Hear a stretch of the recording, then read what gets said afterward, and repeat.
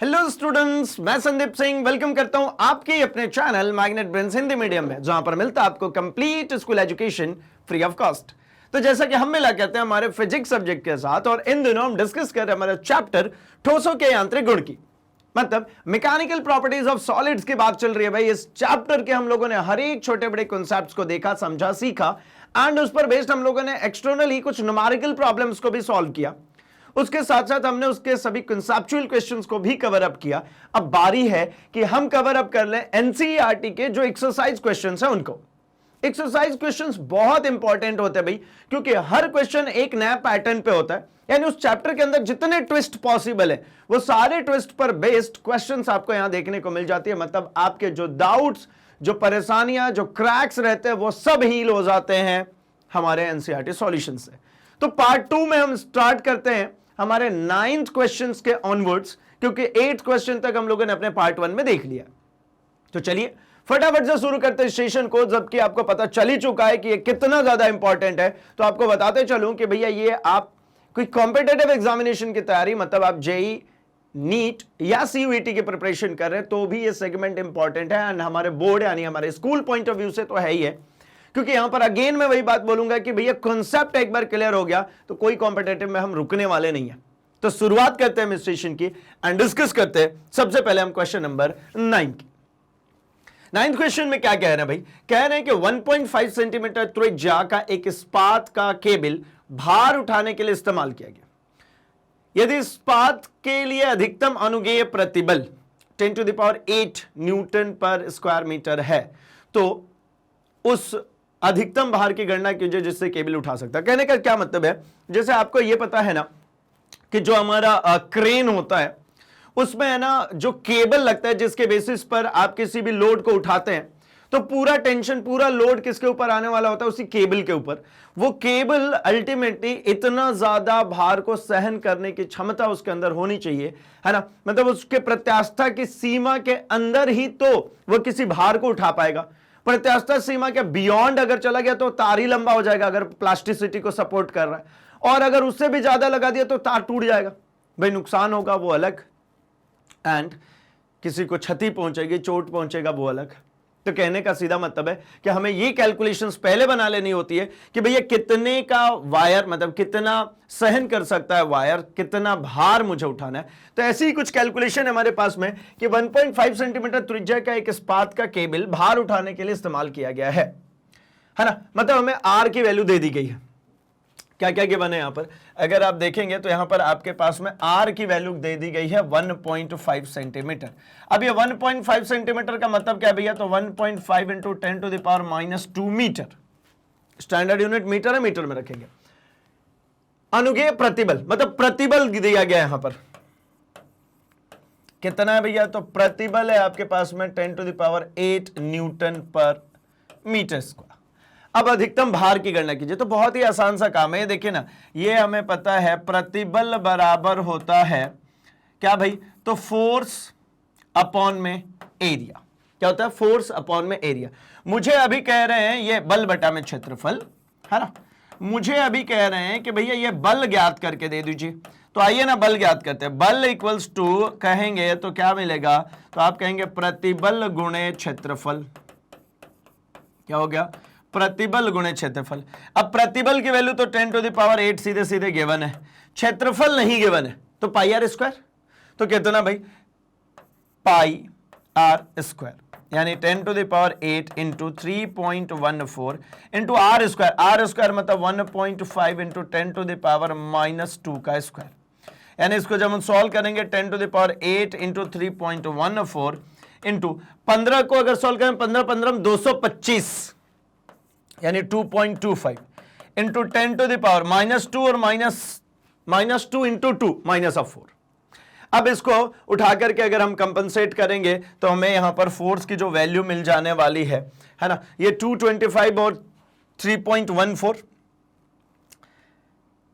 225 और 3.14 10⁸ अगर इसमें दशमलव को, है ना, 2 जीरो आगे की तरफ बढ़ाऊं तो क्या मिल जाएगा? 2 जीरो यहां से, 2 जीरो यहां से, यानी 10⁻⁴ पूरा ही खत्म हो जाएगा। यानी मैं कहता हूं 314 225 से इसको कर लीजिए क्या, मल्टीप्लाई।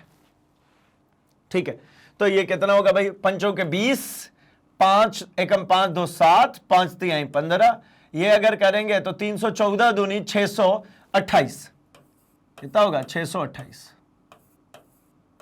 लो भैया जीरो, 7 7 14, 1 15 के 5 हासिल 1, 8 2 10, 5 15 1 16, 6 1 6 और 3 9 और 1 10, 1 9, मतलब ये कितना मिल गया 90650, 90650 है ना। और ये 2 जीरो से ये नीचे में क्या करेंगे 10 लिखेंगे, इसमें भी नीचे में क्या लिखेंगे 10। अब कितना हो जाएगा भैया, ये देखिए इसको 100 हो गया, ये भी नीचे में कितना आएगा 100 आएगा। इन दोनों को अगर नीचे में करेंगे तो ये कितना हो गया 10 की पावर 4। अगर ऊपर आ गया है ना, ये 2 जीरो और 2 जीरो, इसको अगर ऊपर ले आएंगे तो ये 10 की पावर फिर से -4 दिख जाएगा। यानी ये हमारे पावर्स को ये तो खत्म ही कर दे रहा था, पावर्स को तो ये तो खत्म ही कर दे रहे हैं। तो फाइनली हमारे पास में जो रिजल्ट बचा है ना, वो क्या बचेगा भैया, f = 90650। ठीक है, क्या बचने वाला है 90650 इंटू 10⁴। कुछ मिस्टेक है क्या, कुछ मिस्टेक है, एक बार चेक कर लेते हैं ना हम इसको। 10.8 हमारे पास में निकलेगा। अनुप्रस्थ काट का जो क्षेत्रफल है वो कहना चाह रहे हैं कि भैया 7 × 0.065 × 10⁻⁴। ये तो हमारी कहानी ठीक है, कोई दिक्कत नहीं है इसमें कोई दिक्कत नहीं है, डेसिमल नहीं हटाया तो उसको हटा दे रहा हूं, लेकिन ये मल्टीप्लाई करके देख लेते हैं एक बार फिर से, इसमें कहीं कोई मिस्टेक।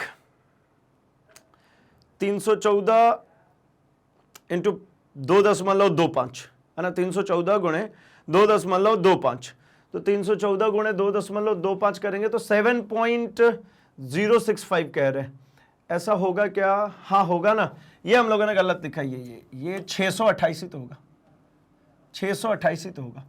ठीक है, 628 होगा, तो ये 70 ही तो होगा, 70650। ठीक है, अभी 7.065 अगर डेसिमल लगाते हैं है ना, ये पूरे नंबर के लिए अगर आप डेसिमल लगाते हैं तो 10⁻⁴ होगा, जो उधर साइड में आपके लिए मल्टीप्लाई किया था। इधर 8 है और इधर -4, तो ये अल्टीमेटली मुझे कितना मिल जाएगा, ये मुझे फाइनली मिल गया 7.07 × 10⁴। सही निकला भाई है ना, वहां पे 8 वो गड़बड़ी से लिखा गया था, इस वजह से आया था। खैर ठीक है, आंसर क्लियर है, तो अगले सवाल पे बढ़ जाया जाए। 10, क्वेश्चन नंबर 10, क्या 15 kg द्रव्यमान की एक दृढ़ पट्टी, ये 15 kg द्रव्यमान है, एक दृढ़ पट्टी है ये, जिनमें प्रत्येक की लंबाई 2 मीटर है कि 3 तारों से कनेक्टेड है। ये पहला, दूसरा, तीसरा, ये 3 तार से इसको कनेक्ट किया गया। दो सिरे के दोनों तार तांबे के हैं, बीच वाला लोहे का है। भैया ये कॉपर है, ये भी कॉपर है, और बीच वाला ये किसका है, तो ये आयरन का है ना, एस लिख देता हूं, स्टील लिख देता हूं, आयरन है। चलिए ठीक है, तारों के व्यास का अनुपात निकालिए, प्रत्येक पर तनाव उतना ही रहना चाहिए। अच्छा, इसके व्यास का अनुपात निकालना है और तनाव सभी पे उतना ही है, मतलब बराबर बराबर तनाव है इन पे। तो एक पॉइंट है कि भैया हमारे पास में यहां पे एक वैल्यू जो कि नहीं गिवन है, और मैंने इसके पिछले वाले में भी आपसे बात करी कि ये क्वेश्चन, ये पॉइंट आपको याद रखना पड़ सकता है। ठीक है, क्या भाई, तो 2 × 10⁻11 होता है आपका स्टील, और 1.9 × 10⁻11 होता है आपका क्या, लोहा। तो तांबा के लिए यंग मॉड्यूलस और हमारे लोहा के लिए यंग मॉड्यूलस, दोनों के लिए हमारे पास यंग प्रत्यास्था गुणांक गिवन है। ये एक्चुअली आपके है ना, जब क्वेश्चन पेपर में मिलेगा तो गिवन होगा, बट हमारे एनसीईआरटी सॉल्यूशंस में, एनसीईआरटी क्वेश्चंस में नहीं है गिवन, क्योंकि बुक के अंदर में आपको टेबल बना करके दी गई है, वहां पर आपके पास में ये सारी वैल्यूज हैं। तो ये एग्जाम में जरूर आपको मिलेगा, इसलिए ऐसा बहुत ज्यादा परेशान होने की जरूरत नहीं है। अगर आपको रहेगा तो यहां पर यंग मॉड्यूलस की वैल्यू दी जाएगी। यंग मॉड्यूलस हमारे पास में गिवन है। हमें बात करनी है किसमें भाई, तो हमें बात करनी है तांबे और लोहे के लिए, है ना, तांबे और लोहे के लिए जो डायमीटर है उनके अनुपात की बात करते हैं। तो सबसे पहले तो अगर बात करूं तो 15 किलो का है, 3 तारों पर बटा हुआ है, मतलब कितना 5-5 kg का भार सभी पर आ रहा है। तीनों ने बराबर बराबर का भार सहन किया है, तो 5-5 kg का भार सब पे। अब इसके बाद बारी आती है कि भैया जब 5 किलो का भार उसने सहन किया है तो फोर्स कितना होगा, फोर्स होगा 49 न्यूटन। ठीक है, अब मैं कहता हूं कि इनके लिए कैलकुलेट करना है किसकी वैल्यू, गामा की। आइए जरा देखते हैं क्या कैलकुलेट करना है। हमसे कह रहे हैं कि भैया फोर्स इज इक्वल्स टू हमारे पास में गिवन कितना है, तो मैं कह रहा हूं कि 5 एक पर और 5 भार है इंटू 9.8, ठीक है ना। तो 8 पंजे 40, 4 9 5 45 और 4 49, है ना। तो ये 49 न्यूटन का हमारे हर एक पर फोर्स लग रहा है, हर एक तार पर फोर्स है 49 न्यूटन का। डायमीटर में रेशियो मांग रहे और यंग मॉड्यूलस दिया हुआ है, तो क्या करेंगे, मैं कहता हूं जरा देखिए ना, यंग प्रत्यास्था गुणांक क्या होता है।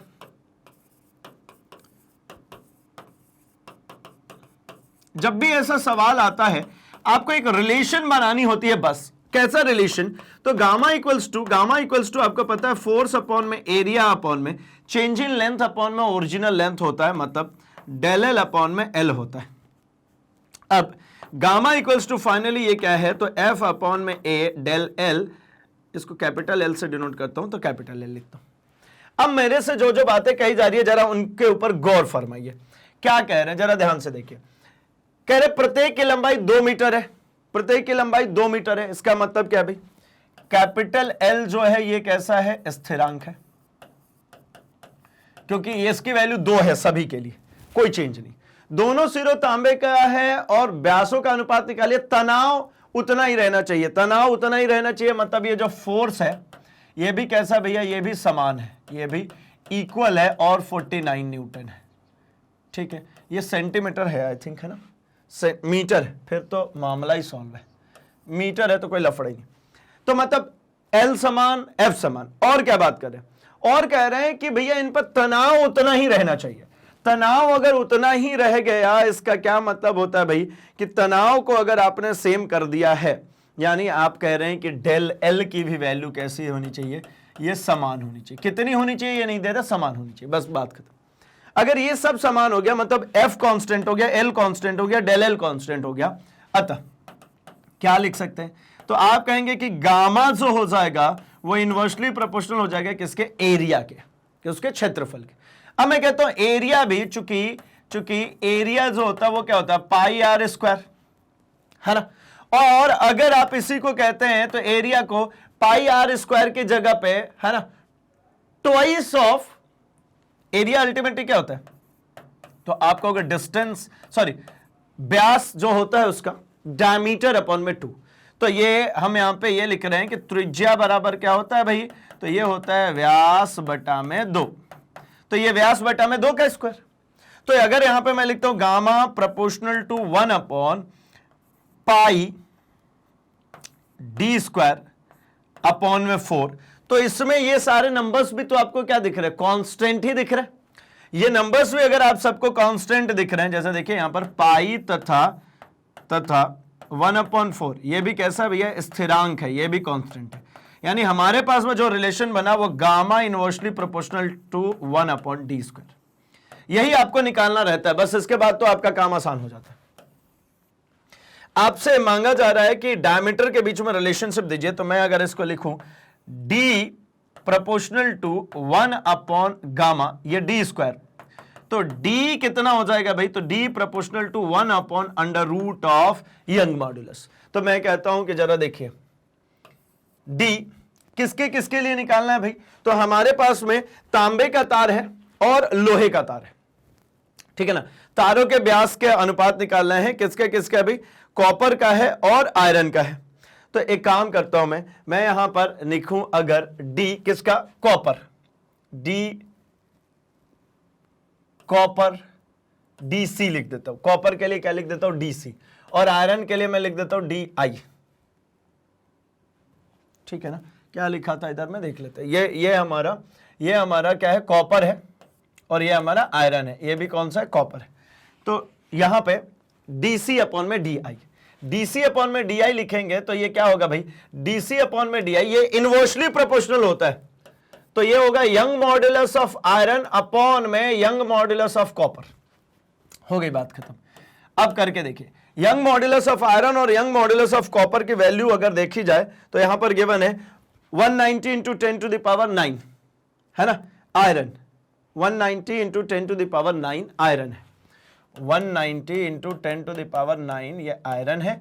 और ये जो है हमारा कॉपर, कॉपर कितना है 120 इंटू 10 टू द पावर 3, तो ये हो जाएगा हमारा 120 into 10 to the power 3। Cancel out करें तो ये तो खत्म हो गया, अंडर रूट ऑफ 19/12 इंटू ये ऊपर जाकर के कितना बना लेगा, तो 10 की पावर 6। इसका अल्टीमेट मतलब कैसा होता है भैया, तो आप ये भी तो लिख सकते हैं ना, इंटू 10 की पावर 6 की पावर 1/2। तो ये अंडर रूट ऑफ 19/12, तो ऐसे ही छोड़िए, ये 10 की पावर 6 जो है और पावर 1/2, मतलब 10 की पावर कितना हो गया, 10 की पावर 3। तो ये हमें क्या मिल गया, डीसी अनुपात डीआई। इनके व्यासों का जो अनुपात ये था ये हमें मिल गया भाई, ठीक है। अगर इसको कैंसिल करेंगे तो ये हो जाता 1.33 अनुपात 1, ये डीसी अपॉन में डीआई। इसको आप रूट से बाहर निकाल के कैंसिल करेंगे तो 1.33 अनुपात ऑफ 1.33 अनुपात ऑफ 1, ठीक है। सीधे डिवाइड कर देते हैं और कुछ नहीं है, ठीक है। यही रिलेशनशिप यहां पे फाइंड आउट की गई है।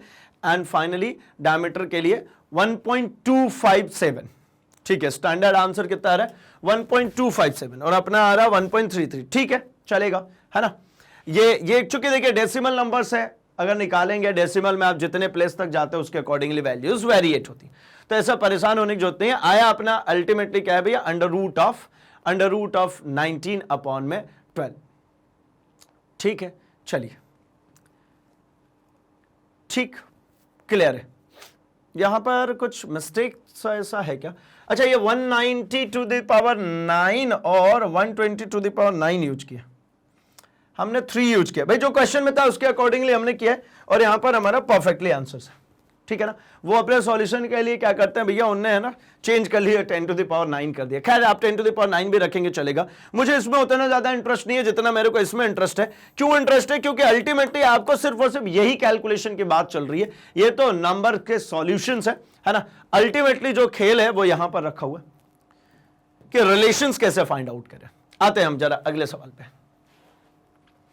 अगला सवाल है 11वां सवाल, 1 मीटर अतानित लंबाई के इस्पात, अच्छा अतानित मतलब जो अभी स्ट्रेच नहीं किया गया, ठीक है, फाइन।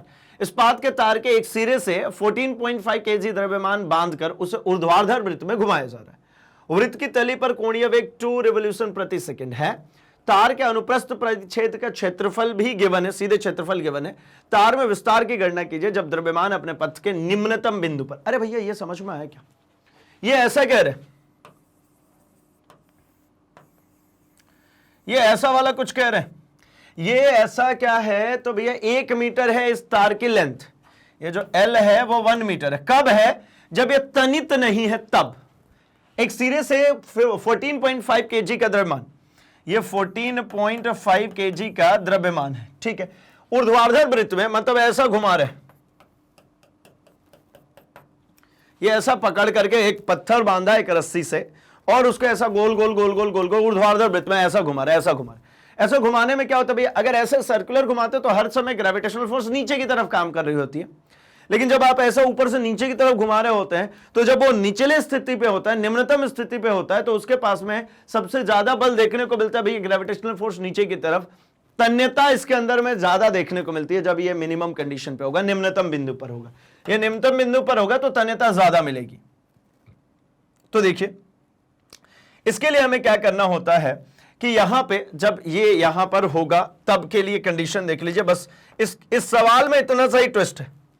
क्या ट्विस्ट है कि इसको जब आपने यहां पर सबसे निम्नतम बिंदु पर रखा है तो इसके ऊपर नीचे की तरफ काम कर रहा है कौन, mg, और ऊपर की तरफ इसमें लग रहा होगा टेंशन, जिसको आप फोर्स भी कह सकते हो, जिस फोर्स से हम इसको घुमा रहे हैं, तो ये हमने कह दिया टेंशन। और एक और बात है, ये फोर्स और टेंशन दोनों मिलाकर के क्या कर रहे होंगे, तो घूम रहा होगा। तो मैं कहता हूं कि ऊपर की तरफ लगने वाला फोर्स में से नीचे की तरफ लगने वाला mg को माइनस कर देंगे तो यही बराबर होगा किसके, अभिकेंद्रीय बल के। ये किसके बराबर होगा, अभिकेंद्रीय बल, क्योंकि इसी वजह से तो ये गोल गोल घूम रहा है। तो मैंने इसी चीज को लिख लिया क्या भाई कि F minus M G equals to M R omega square. क्या लिख लिया? M R omega square. M R omega square क्या है भाई? ये अभिकेंद्रीय बल है।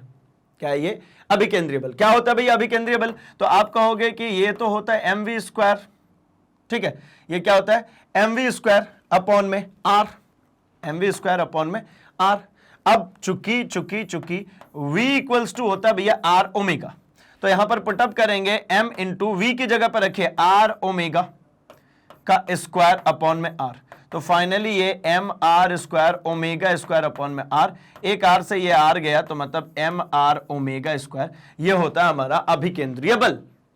ठीक है, तो ये एम आर ओमेगा स्क्वायर, यहां तक में कोई समस्या नहीं। तो फोर्स कितना होगा? इस एम जी को इधर ले आइए, तो F equals to M R omega square plus M G, M R omega square plus M G. अब क्या काम करना है? तो अब इसमें उठा करके सारी वैल्यूज को रख डालिए। कितना भाई? तो F equals to M given है, इन्होंने सीधे दिया 14.5 केजी, तो 14.5 केजी। आर की बात कर रहे हैं, रेडियस की बात करें तो तार की लंबाई कितनी? 1 मीटर ना, तो वही रेडियस होगा ना जिससे वो घूम रहा है, तो रेडियस कितना हो गया भैया? 1। इसके बाद में बात करना है मुझे किसकी भाई? तो ओमेगा की। तो ओमेगा को हम लिख सकते हैं किसमें? 2 पाई न्यू। ठीक है, कितना हो जाएगा? Omega 2 pi nu.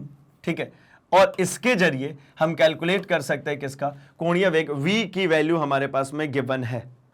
ठीक है ना, तो इसको उठा करके रख दीजिए, हमारा यहां पर मिल गया क्या? 2 स्क्वायर है ना, 2 का स्क्वायर प्लस 14.5 मास, और g कितना है भैया? 9.8। ये मास है और ये हमारे g की वैल्यू है। ठीक, तो मतलब हम यहां से क्या कैलकुलेट कर सकते हैं? यहां से हम फाइनली कैलकुलेट कर सकते हैं हमारा फोर्स, यानी फोर्स हमें मिल गया कितना? 200 न्यूटन। यही बस इतना सा दिमाग में रखना था, फोर्स ही वहां पे कैलकुलेट करने की मेन मगजमारी थी बस। लेंथ हमारे पास 1 मीटर है, अनुप्रस्थ काट का क्षेत्रफल सीधे सीधे गिवन है। ठीक है, और हमारे पास में अनुप्रस्थ काट का क्षेत्रफल ये सेंटीमीटर स्क्वायर में था, मीटर में कन्वर्ट करेंगे तो 10 टू द पावर -4 का मल्टीप्लाई कर दीजिए, होगी बात। गामा कितना भाई? यहां पर Young modulus 2 into 10 to the power 11, मतलब ये आयरन स्टील है, ये स्टील के लिए यूज होता है। अब हमसे क्या मांगा गया था? तो हमसे मांगा गया था कि सबसे लोएस्ट बिंदु पर, ठीक है, द्रव्यमान अपने पथ पर निम्नतम पे है, तो तार में विस्तार ज्ञात कीजिए। तो तार में विस्तार ज्ञात करने के लिए आपको सिंपली क्या ही करना है यहां पर? तो भैया हमारे पास फॉर्मूला क्या होता है? यंग मॉड्यूलस इक्वल्स टू होता है force upon original length upon में area into change in length. अब ये चेंज इन लेंथ को इधर ले आ दीजिए, तो del L equals to F L upon में A times of Young modulus. F की वैल्यू हमारे पास में 200 सीधे सीधे हमने निकाली 200.1। एल की वैल्यू 1 मीटर प्लस क्यों भैया मल्टीप्लाई, ये तो मल्टीप्लाई 1। ए की वैल्यू, तो ए की वैल्यू ये रही 0.065 into 10 to the power -4 into 2 into 10 to the power 11 Young modulus. 2 into 10 to the power 11 हमारा यंग मॉड्यूलस। हो गई ना बात? अब इसको उठा करके कैलकुलेट कर लीजिए, कितना मिलेगा? 1.5 into 10 to the power -4, 1.5 into 10 to the power -4 metre. ये होने वाली है डेल एल, जब वो निचले स्तर पर होगा तब। ठीक है, निचले स्तर पर होगा तब। अच्छा, जब ऊपरी स्तर पे होगा तब क्या हो रहा होगा उसमें? तो थोड़ा सा इसके लिए भी बातें देखते हैं। इसको ऐसा चल करके जाना था। जब ये अपने ऊपरी स्तर पे होगा, ये जब अपने ऊपरी स्तर पे यानी यहां पर जब होगा, तो यहां पे क्या हो रहा था? जरा देखिए ना, mg नीचे की तरफ काम कर रहा था, फोर्स इधर ऊपर की तरफ, मतलब टेंशन लिख लेता हूं मैं, जरा इसको देखिए, टेंशन तनाव किधर भैया? ऊपर की तरफ, और इस पे लगने वाला अभिकेंद्रीय बल था, है ना, उसके बराबर था ये T - mg। ठीक है, अब यहां पे जब होगा तो mg किधर लगेगा? तो mg नीचे की तरफ लगेगा, और इसको खींचने के लिए जो टेंशन लग रहा है वो भी किधर लगेगा? नीचे की तरफ लगेगा। अब इसके केस में मैं क्या कहूंगा? तो मैं कहूंगा एक अपकेंद्रीय बल है जो कि इसको बाहर की तरफ धकेल के रखा है, इसीलिए तार यहां पर स्ट्रेच्ड है। तो ये इस केस में क्या हो जाएगा? T प्लस ये जो mg है, ये दोनों मिलकर के फिर से क्या बनाएंगे? तो ये बनाएंगे हमारे mv स्क्वायर अपॉन r को, क्योंकि अभिकेंद्रीय बल हमारे अपकेंद्रीय बल के बराबर ही होता है।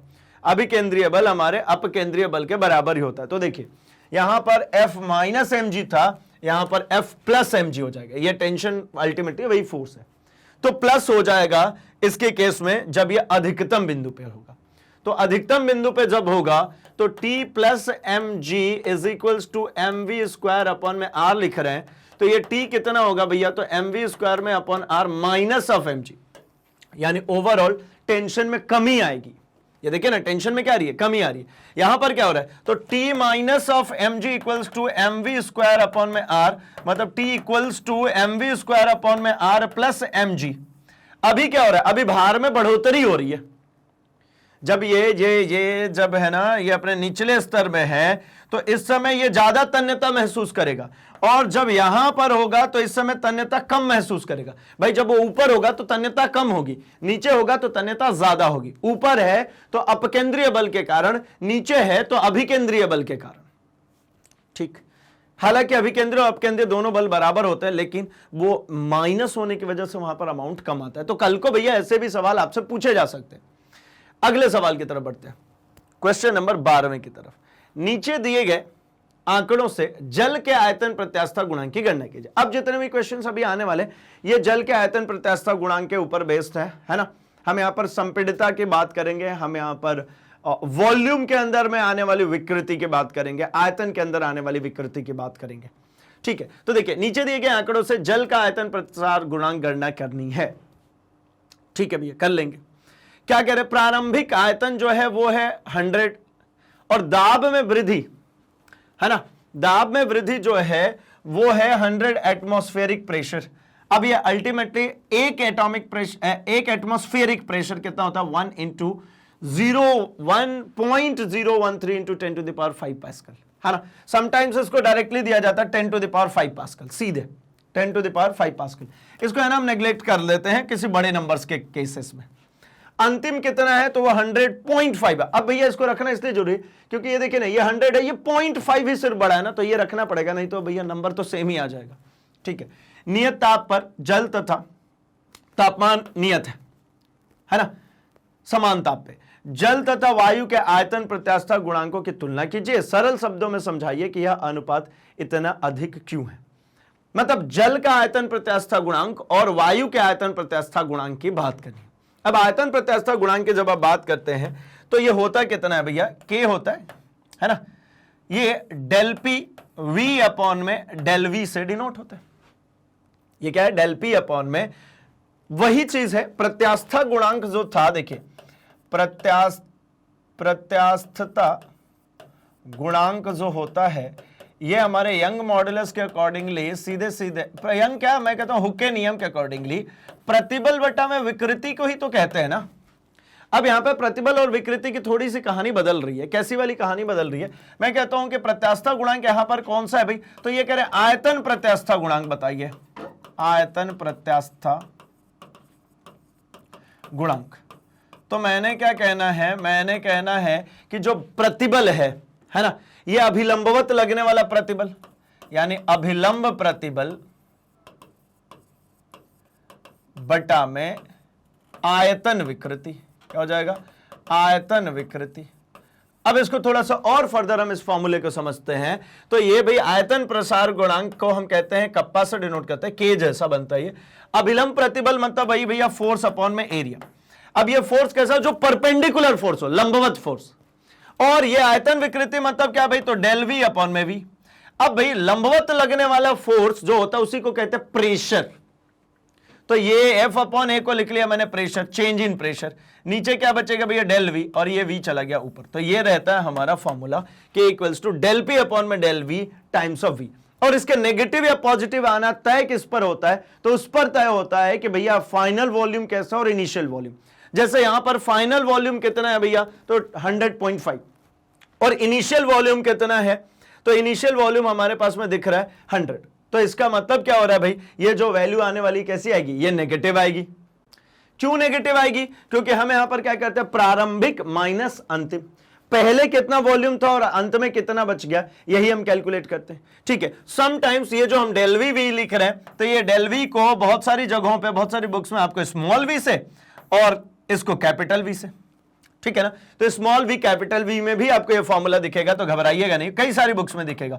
तो ये क्या हो जाएगा, ये डेल पी अपॉन में नीचे जो डेल वी लिख रहे थे वो स्मॉल वी से लिखेंगे और इसको कैपिटल वी से लिखेंगे।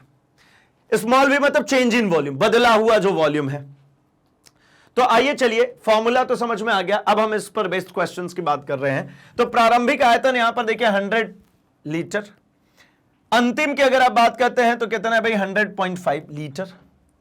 ठीक है, अब क्या होगा, तो आयतन में कमी निकालनी, कितनी कमी आ गई, या आयतन में कमी को चेंज भी कह सकते हैं ना। तो क्या होगा, v minus small v minus of v, तो ये क्या हो जाते हैं, ये अल्टीमेटली 100 माइनस 100.5 यानी माइनस ऑफ 0.5 लीटर, ये माइनस ऑफ 0.5 लीटर। तो चलिए हम इसकी बात करना शुरू कर देते हैं। ठीक है, माइनस ऑफ ये जो है हमारा डेल वी जो निकल के आया है, ये 100 माइनस ऑफ 100 माइनस ऑफ 100.5 था, यानी ये हमें minus of 0.5 litre del V निकल कर क्या है।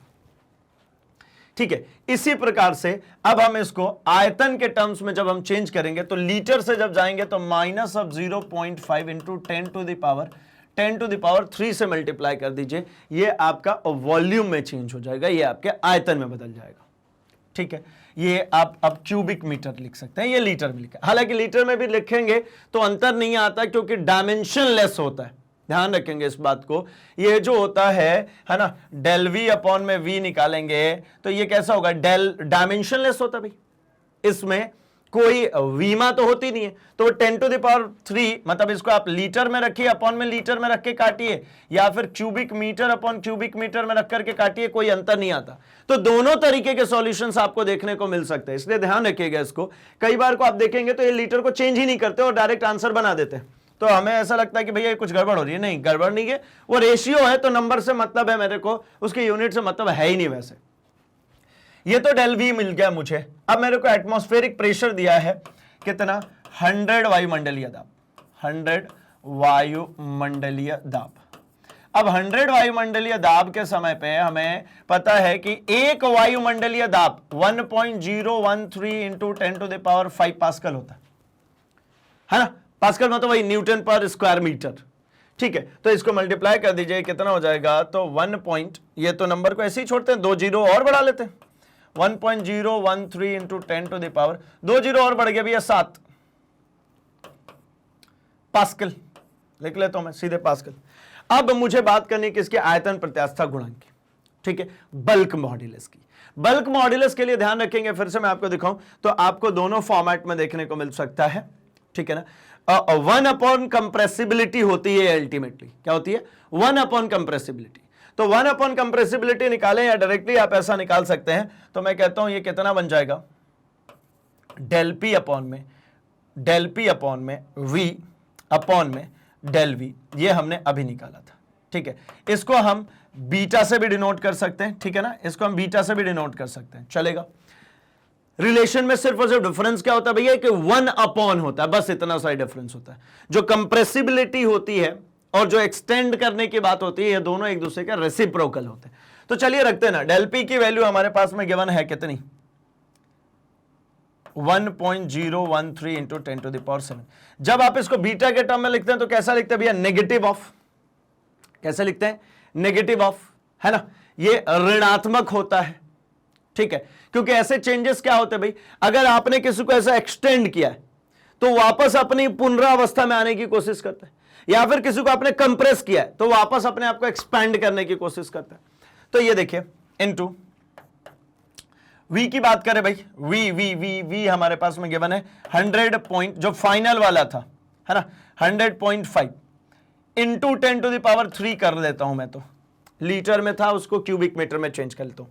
डेल वी मेरे पास में आया, ये देखिए minus of 0.5 into 10 to the power 3, ये कैंसिल ही होना है, इसीलिए मैं कह रहा था कि कोई अंतर नहीं आता, ये नेगेटिव साइन चलिए रहे। ठीक है ना, तो अभी ये कितना बन जाएगा, अभी इसको उठा करके सीधे सीधे मल्टीप्लाई कर दीजिए, तो मल्टीप्लाई करने के बाद में हमारा ये रिजल्ट आ जाएगा 2.036 2.036 into 10 to the power 9 pascal. ये किसके लिए आ रहा है? ये आ रहा है हमारे वाटर के लिए। ये हमारे किसके लिए है भाई? जल के लिए। मतलब जल का आयतन प्रत्यास्था गुणांक है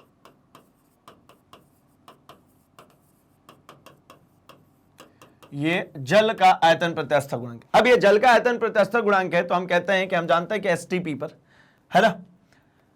वायु का आयतन प्रत्यास्था गुणांक 1 इंटू 10 टू द पावर 5 होता है। यही मैं अभी आपको थोड़ी देर पहले कह रहा था कि इसको है ना सिंपली 1, वैसे तो होता 0.013 into 10 to the power 5 pascal, लेकिन नॉर्मली ले लेते हैं 1 into 10 to the power 5 pascal. अतः जल का आयतन प्रत्यास्था गुणांक वायु के आयतन प्रत्यास्था गुणांक से अधिक है। यह जल का देखिए ना 2.036 into 10 to the power 9 pascal और यह है मात्र 5। तो पावर में भी 4, मतलब 4 जीरो की भी चेंजेस दिख रही है और ये 1 है और ये 2.36। मतलब मैं तो कहता हूं ना कि इसका तो इसके न्यूमेरिक वैल्यू की बात करें तो सीधे डबल तो दिख ही रहा है ना। 1.013 का ये सीधे सीधे 2 गुना तो दिख ही रहा है और ऊपर से पावर में 4 का डिफरेंस है, यानी 20,000 गुना करीब करीब। 2 गुना तो हो ही गया, 4 जीरो, मतलब 20,000 गुना होता है ये करीब करीब जल का आयतन प्रत्यास्था गुणांक। कारण क्या है? तो इसका कारण है कि समान दाब द्वारा जल के आयतन में होने वाली कमी वायु के आयतन में होने वाली कमी की तुलना में नगण्य है। ठीक है, मतलब वायु के आयतन में बहुत सारा कमी देखने को मिल सकता है लेकिन जल में बहुत कम कमी देखने को मिलता है। जैसे आप ये समझिए ना, एक सिलेंडर में गैस भरते समय उसको बहुत ज्यादा कंप्रेस किया जा सकता है। जैसे एलपीजी ही आती है, गैस को कंप्रेस कर करके पूरा लिक्विड बना दिया। अगर मैं कहता हूं कि जितना कंप्रेस आपने गैस को किया है उतना ही अगर आपको वाटर को कंप्रेस करना होगा तो आप वाटर का कंप्रेशन समझ सकते हैं नेग्लिजिबल है। कैसे समझेंगे इसको? तो मैं आपको एकदम सिंपल सी बात बता रहा हूं, ये बहुत इजी है, आप खुद प्रैक्टिकली इसको समझ सकते हैं। डॉक्टर जो इंजेक्शन के लिए इस्तेमाल करते हैं सिरिंज, उसमें से निडल को निकाल करके फेंक दीजिए।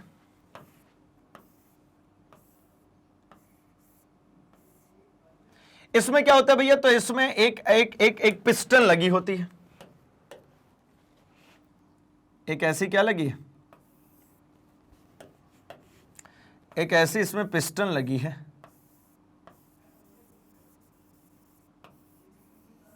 ऐसा ही होता है कुछ।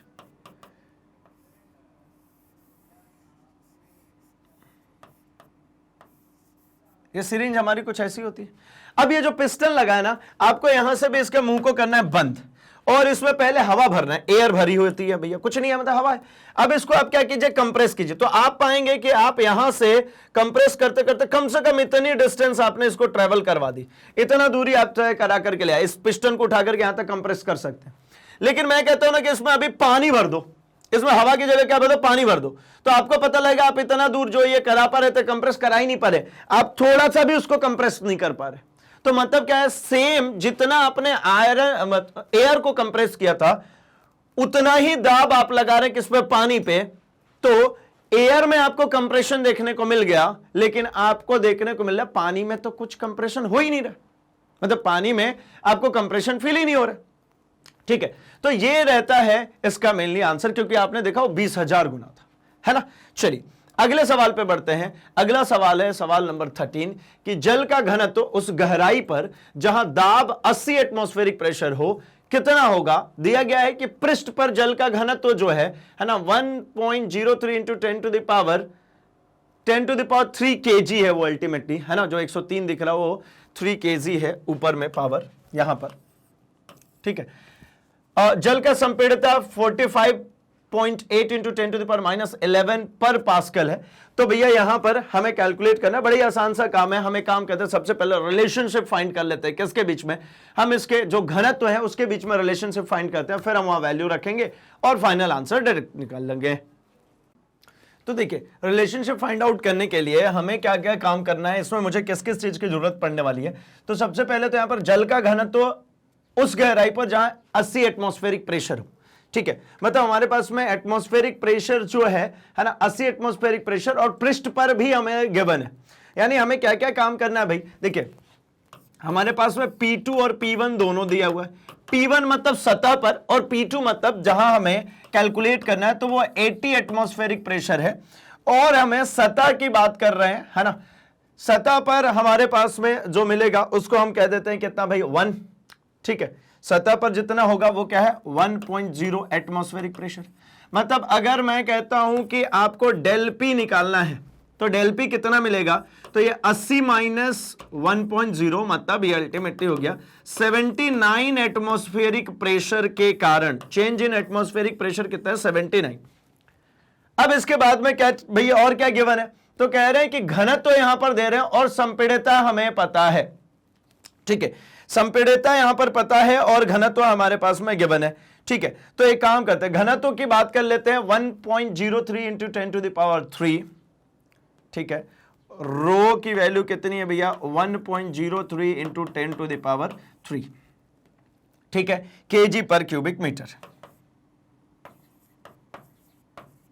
तो मुझे क्या क्या चीजें यहां पर कैलकुलेट करनी होगी, तो सबसे पहली बात तो यह है कि मुझे यहां पर अगर निकालना है इसके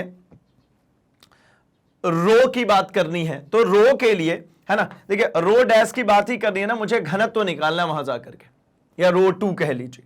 तो जब मुझे यहां पर आकर के घनत्व निकालना है तो मैं कहता हूं कि देखिए द्रव्यमान इज इक्वल्स टू होता है भैया आयतन इंटू घनत्व, यही होता है आयतन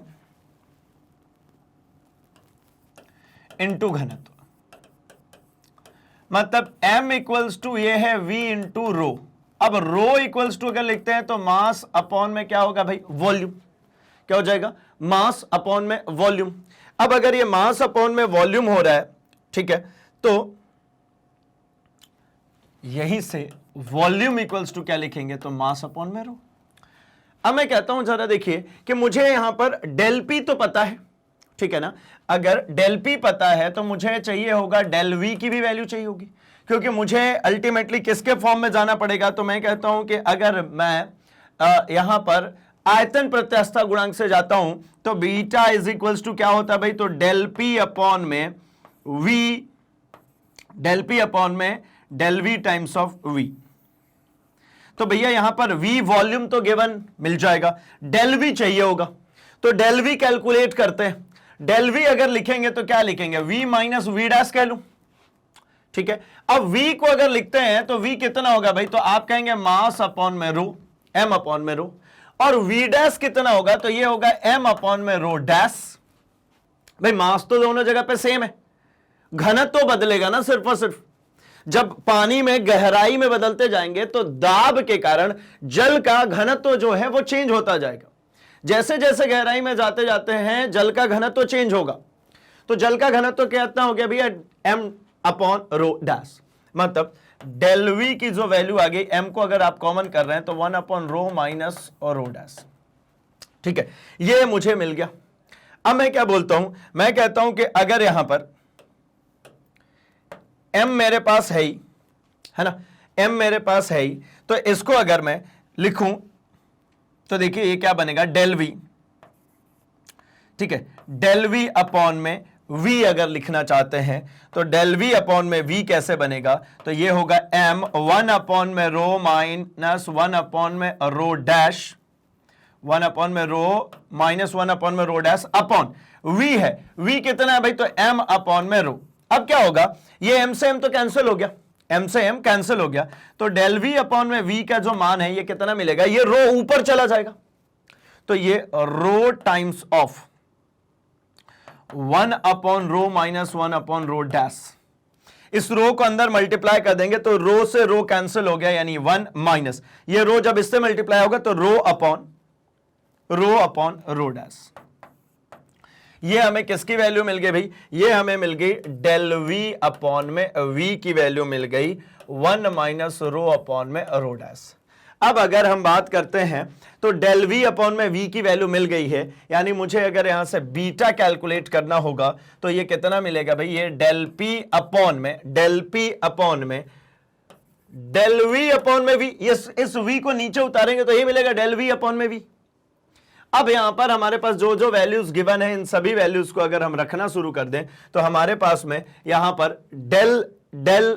रो डैश की वैल्यू मिल जाएगी, यानी यहां पर beta is equals to del P upon में डेल वी अपॉन में वी, डेल वी अपॉन में वी कितना है ये देखिए, ये इस वैल्यू को उठा करके यहां पर रख दीजिए तो कितना मिलेगा 1 माइनस रो अपॉन में रो डैश, तिर्यक गुणा कर देते हैं 1 माइनस रो अपॉन में rho dash is equals to del P upon में बीटा। अब यहां पे मुझे रो डैश चाहिए बेसिकली, इसको इधर भेज देते हैं तो माइनस ऑफ रो अपॉन में rho dash is equals to del P upon में बीटा। इधर जाकर के ये क्या होने वाला है, ये 1 इधर जाकर के माइनस हो जाएगा, ठीक है ना, 1 इधर जाकर के क्या बन जाएगा माइनस ऑफ 1। इस माइनस को उधर अगर ओपन कर देते हैं तो रो अपॉन में रो डैश, ठीक है, del P upon beta minus 1। अब मेरे को यहां से रो डैश की वैल्यू अकेली कैलकुलेट करनी है, ठीक है, क्या करनी है, रो डैश की वैल्यू सिर्फ और सिर्फ कैलकुलेट करनी है, ठीक। तो आइए जरा हम इन सब की वैल्यूज रख करके देखते हैं। तो मैंने अभी जो निकाला देखिए, वायुमंडलीय दाब 79, कंप्लीट प्रेशर निकालेंगे तो 79 into 1.013 into 10 to the power 5, ये क्या है भैया, ये 1 atomic pressure, sorry 1 atmospheric pressure है ये, ठीक है। तो ये अल्टीमेटली कितना मिला 80.027 इंटू 10 टू द पावर 5, ये किसकी वैल्यू मिली है, डेल पी की वैल्यू मिली। किसकी वैल्यू है ये, डेल पी की। और यहां पे जलीय संपीड़ितता मतलब के की value 45.8 into 10 to the power 11 pascal दी गई। और बीटा क्या होता है भैया, तो बीटा जो होता है ये रेसिप्रोकल होता है संपीड़ितता के, तो 1 अपॉन के, 1 upon 45.8 into 10 to the power -8, ठीक है।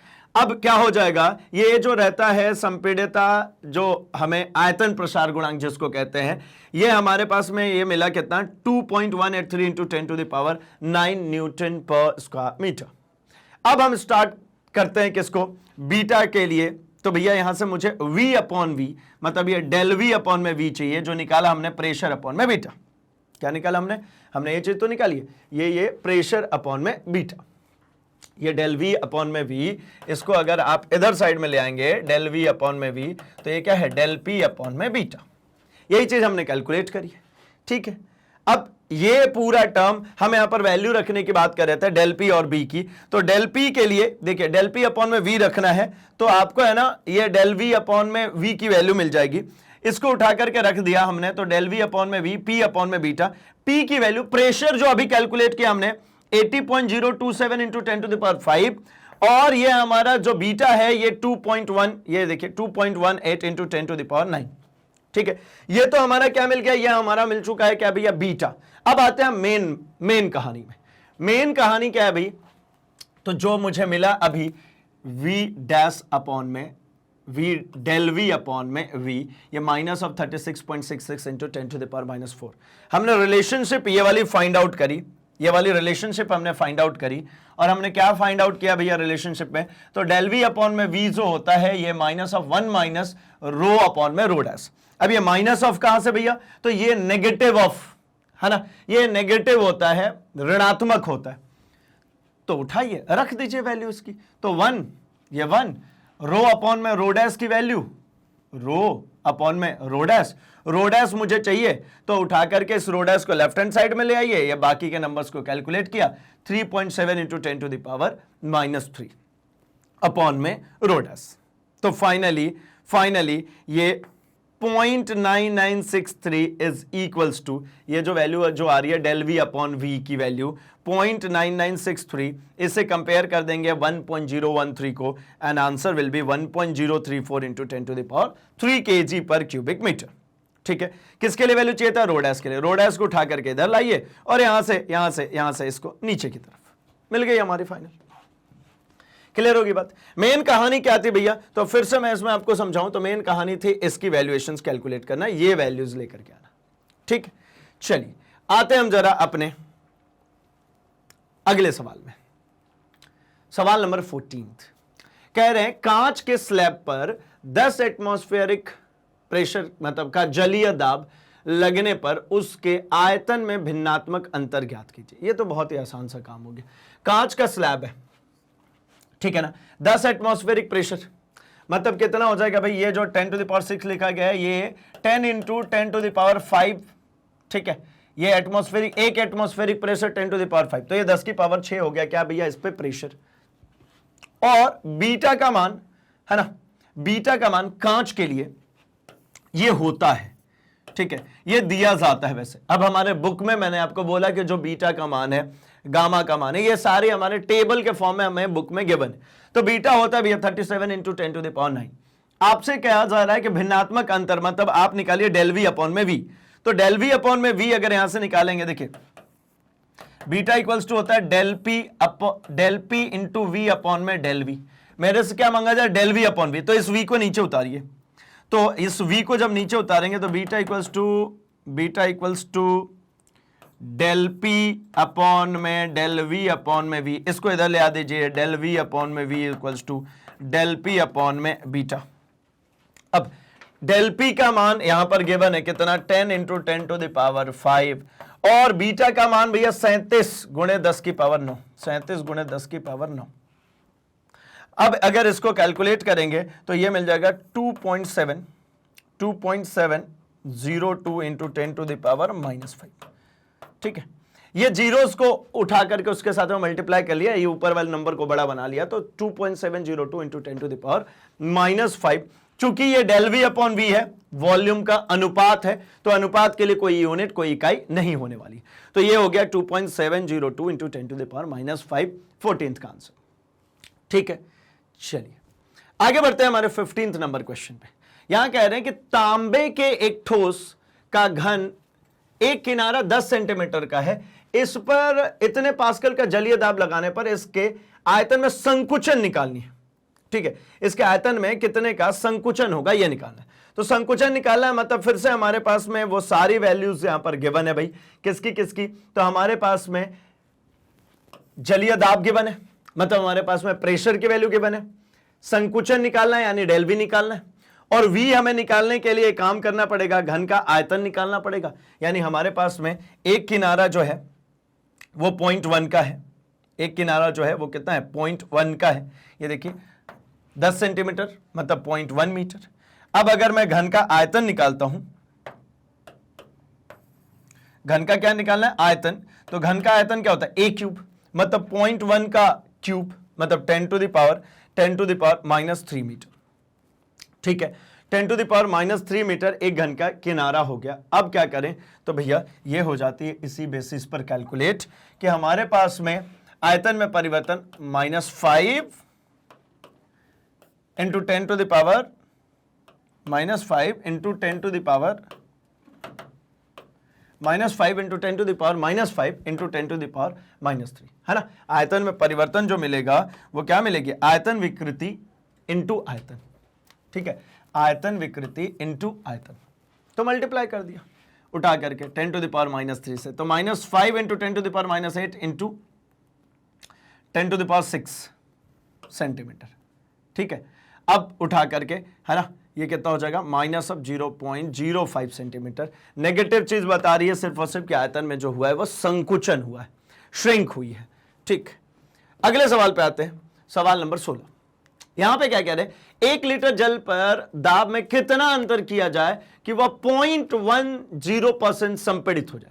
मतलब देखिए आयतन में परसेंटेज में अगर इसको निकालेंगे तो परसेंटेज कितना दिया है भाई, 0.10%, या आयतन में प्रतिशत संकुचन है, मतलब ये वही है डेल वी अपॉन में वी परसेंट हमें गिवन है -0.10। ये नेगेटिव क्या बता रहा है, ये बता रहा है संकुचन हो रहा है, क्या बता रहा है, ये संकुचन हो रहा है। तो हो गई ना, डेल वी अपॉन वी की वैल्यू अगर हम निकालते हैं परसेंटेज में, है ना, तो अपॉन में 100 कर देंगे, ये इतना परसेंट, इसका मतलब कितना हो गया, डेल वी अपॉन में वी मतलब 0.10 अपॉन में 100, ठीक है। अगर इसको अच्छा नेगेटिव चलेगा, है ना, तो -10 टू द पावर -3, ये क्या मिला, डेल वी अपॉन वी। मेरे से क्या मांगा जा रहा है, मेरे से मांगा जा रहा है कि 1 लीटर दाब में कितना अंतर किया जाए, मतलब डेल पी मांगा जा रहा है। तो भैया ये देखिए बीटा इक्वल्स टू होता है हमारा क्या, डेल वी अपॉन में V times of P upon में डेल वी अपॉन में वी। अब क्या होना है, यहां पे पी चाहिए, पी चाहिए तो इसको मल्टीप्लाई कर दीजिए, यानी beta times of del we upon में वी हो जाएगा, ये अब हो जाएगा पी।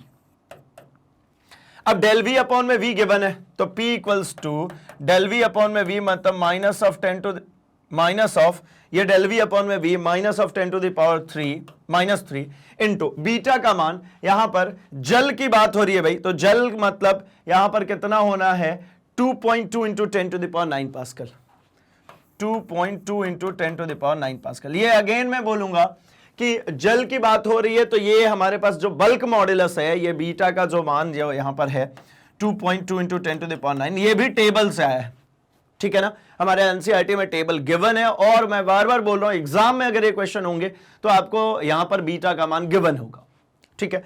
तो इसको मल्टीप्लाई कर दीजिए, minus 2.2 into 10 to the power कितना भैया, ये 6 पास्कल या newton per square metre. 2.2 into 10 to the power 6, इतने की क्या होनी है, इतने की होनी है वृद्धि, ठीक है। अच्छा एक और चीज, एक और छोटी सी बात है ना, ये फॉर्मूले में भी तो एक नेगेटिव आएगा ना, एक छोटी सी मिस्टेक, एक फॉर्मूले में भी तो नेगेटिव आएगा ना, तो इधर में भी एक नेगेटिव चलेगा, तो ये नेगेटिव अब नेगेटिव पॉजिटिव हो जाएगा। पॉजिटिव होने का मतलब क्या भैया, ये पॉजिटिव बता रहा है कि यहां पर क्या होना है, वृद्धि होनी है, यहां पर क्या होना है, यहां पर वृद्धि होनी है, ठीक है। तो ये अर्थात 2.2 इंटू 10 टू द पावर 6 बढ़ाया जाएगा तो इसमें वृद्धि देखने को मिलेगी, ठीक है।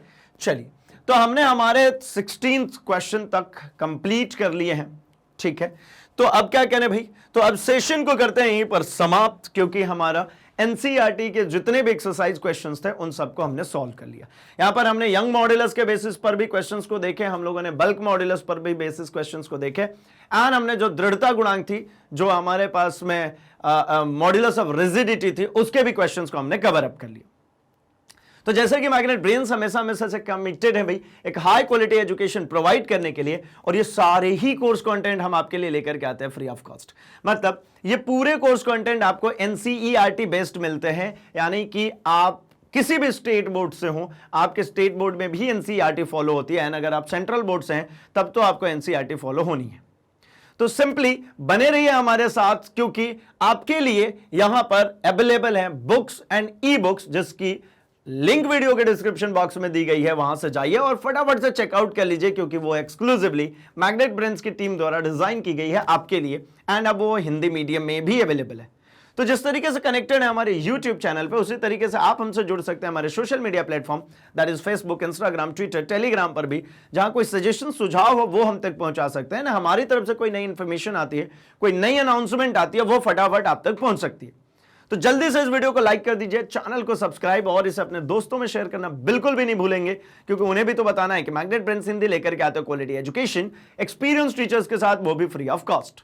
तो बने रहिए हमारे साथ, हम मिल रहे हैं अपने अगले सेशन में कुछ और धमाकेदार क्वेश्चंस, कुछ और धमाकेदार की कॉन्सेप्ट्स के साथ।